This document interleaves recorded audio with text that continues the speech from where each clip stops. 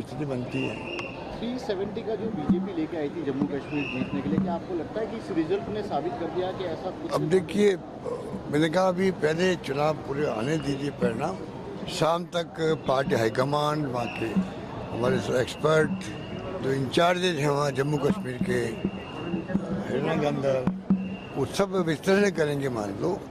उसके बाद में स्थिति स्पष्ट होगी भाई कि आज जो परिणाम आ रहे हैं या अंतिम परिणाम क्या होंगे।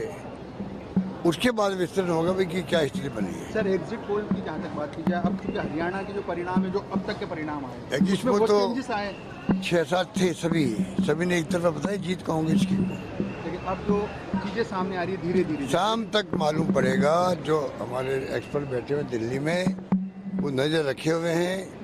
थोड़ा इंतजार कीजिएगा, शाम तक आपको सब बात पता ही जाएगी क्या हो रहा है, क्या हुआ है, क्या परिणाम अंतिम आए हैं और क्या उसका बैकग्राउंड रहा है। ये तमाम बातें मालूम। जयराम रमेश ने एक ट्वीट किया है, मालूम है, कह दिया आपने, क्वेश्चन किया है, बता दिया इन्होंने, वो मुझे मालूम है, उन्होंने किया है।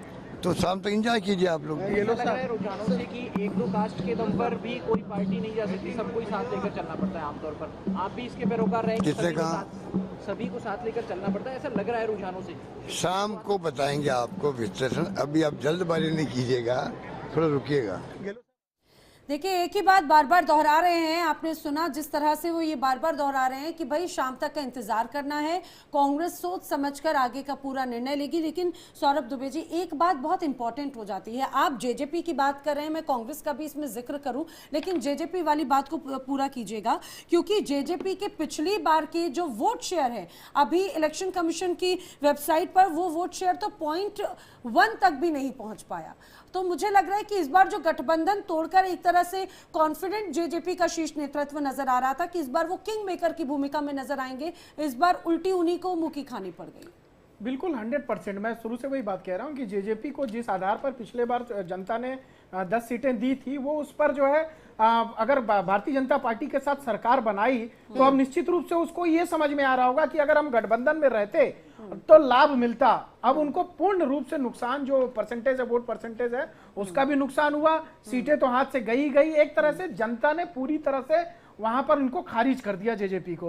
और अब देखिए, कांग्रेस पार्टी ने, आप लगातार देखेगी कांग्रेस पार्टी की, अगर हरियाणा में प्रचार प्रसार का अगर आप उस पर नजरें डालेंगी तो कुमारी सैलजा देखिए एक बड़ा चेहरा वहां पर रही है, दलित चेहरा। 17 सीटें थी वहां पर जिस पर दलित चेहरे जो है वो रिजर्वेशन की सीटें थी जहां पर चुनाव लड़ना था। वो उन सीटों पे पूरे आधे चुनाव से ज्यादा नाराज रही। और कांग्रेस के हुड्डा जी जो है उनको एक बार भी ये नहीं बोले कि भैया हम कुमारी सैलजा जी की नाराजगी दूर करने के लिए बातचीत कर रहे हैं, ये कर रहे हैं। उनके शीर्ष नेतृत्व को आना पड़ता है, उनको मनाना पड़ता है, तब जाकर के कुमारी सैलजा अंत में जाकर के वो चुनाव मंच पर रैलियों में वो दिखाई देती हैं। तो ऐसे कई बार ये भी खबरें आई कि वो बीजेपी के संपर्क में है, कई बार ये भी खबरें आई कि वो शायद पार्टी से नाराज चल रही हैं, सोनिया गांधी तक से मुलाकात की बात आई। आपको लग रहा है यही वो स्ट्रैटेजी रही कांग्रेस की, या फिर यही जो एक पूरा तरीका रहा वो कांग्रेस की अंदर खाने राजनीति में ही नतीजों में नजर आता है? देखिए, बिल्कुल मैं वही कह रहा हूं कि जो संविधान और आरक्षण को लेकर के लोकसभा में एक नैरेटिव सेट किया था हरियाणा के अंदर, जिसमें भारतीय जनता पार्टी की सीटें कम हुई थी,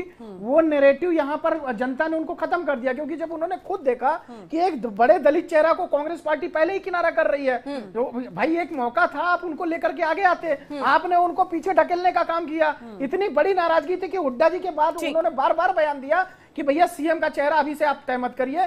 उस नाराजगी को कहीं ना कहीं कांग्रेस को झेलना पड़ रहा है। वो आपने इसका जवाब हम संदीप जी से लेंगे, लेकिन उससे पहले हम एक ग्राफिक्स के जरिए जो है पूरा आंकड़ा जो है दिखा देते हैं, वो भी हरियाणा का।